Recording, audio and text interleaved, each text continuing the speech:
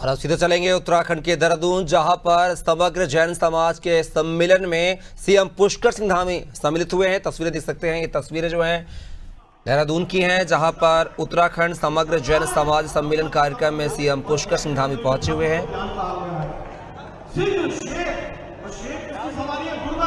जिसमें दुर्गा की शक्ति है, जिसमें ब्रह्म का ज्ञान है, और जो धामी है, जो वंश परंपरा से भरे हुए हैं, ऐसे पुष्कर सिंह धामी का इस समग्र जैन समाज के तत्वाधान में हमें स्वागत करते हुए बहुत ही प्रसन्नता की अनुभूति होती है। ऐसे पुष्कर सिंह धामी जी हमारे बीच में एक साधारण किसान परिवार से जुड़े, आरएसएस से आगे बढ़े, भारतीय जनता पार्टी से जुड़े, और आज इस प्रदेश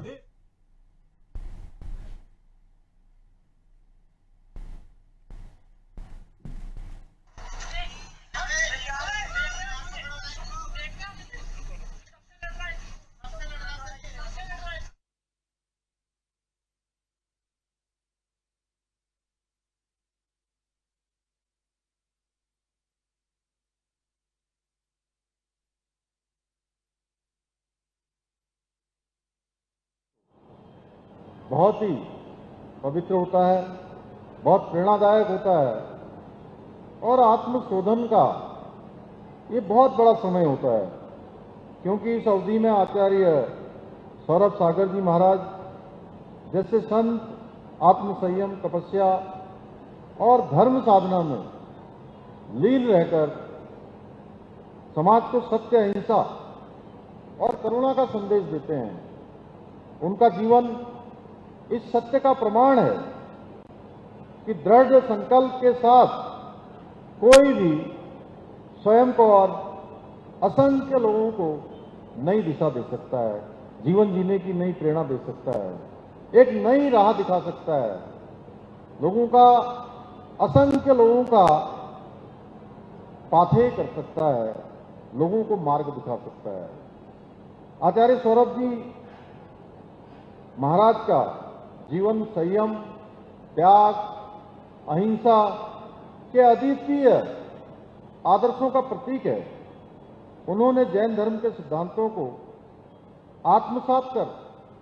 न केवल आध्यात्मिक जगत में बल्कि समाज के क्षेत्र में भी अतुलनीय योगदान दिया है, जिसको शब्दों में व्यक्त नहीं किया जा सकता है। हम उसको महसूस कर सकते हैं, हम उनके जीवन को देखकर समझ सकते हैं कि कितना कठिन उन्होंने अपने जीवन का व्रत लिया है। सौरभांचल तीर्थ जीवन आशा अस्पताल उनकी दूरदर्शिता और करुणा के प्रतीक हैं, जो आज भी जन जन को धर्म और सेवा के तत्पर पर आगे बढ़ाने का कार्य कर रहे हैं। मुझे पूरा विश्वास है कि आपके उपदेश आने वाली पीढ़ियों को धर्म, अहिंसा, सत्य और मानवता की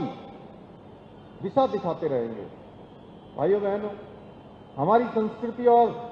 दर्शन में जैन सिद्धांतों का अति विशिष्ट स्थान है।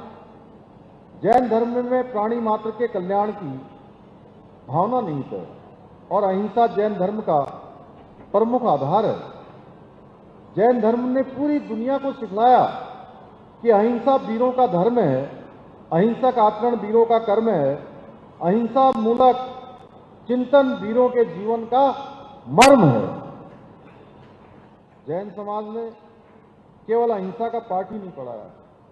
बल्कि संगठित कैसे रहा जाता है और संगठन में कितनी महान शक्ति है और संगठन से कोई भी असाध्य कार्य भी साध्य बनाया जा सकता है, इसका भी बोध पूरी दुनिया को जैन समाज ने करवाया है। भाइयों बहनों, हमारे राज्य का समग्र विकास सुनिश्चित करने के साथ ही हम प्रदेश के हित में कई कठोर और ऐतिहासिक निर्णय भी हमने लिए हैं। हमने जहां एक और देश में सबसे पहले समान नागरिक संहिता को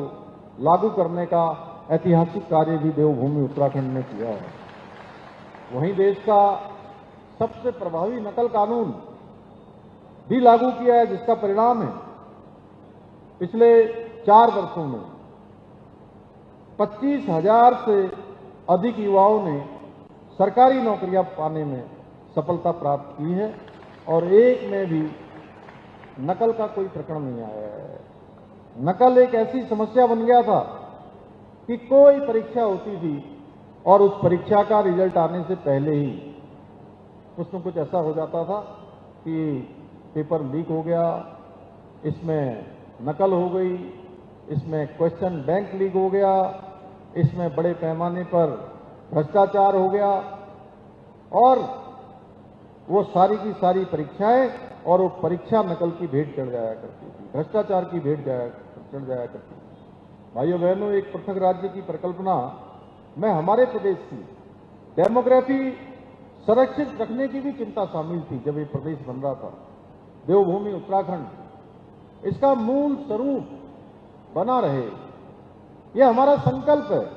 और इस संकल्प को लेकर हम आगे बढ़ रहे हैं। हमारी सरकार देवभूमि उत्तराखंड की डेमोग्राफी को बचाए रखने के लिए पूरी तरह से प्रतिबद्ध होकर निरंतरता से कार्य कर रही है। हमने जहां एक और प्रदेश में सख्त धर्मांतरण विरोधी कानून और दंगा विरोधी कानूनों को लागू किया है, वहीं हमने लैंड जिहाद, लव जिहाद और थूक जिहाद जैसी घृणित मानसिकताओं के खिलाफ भी कठोर कार्रवाई सुनिश्चित की है। हमने प्रदेश में लैंड जिहाद पर कड़ी कार्रवाई करते हुए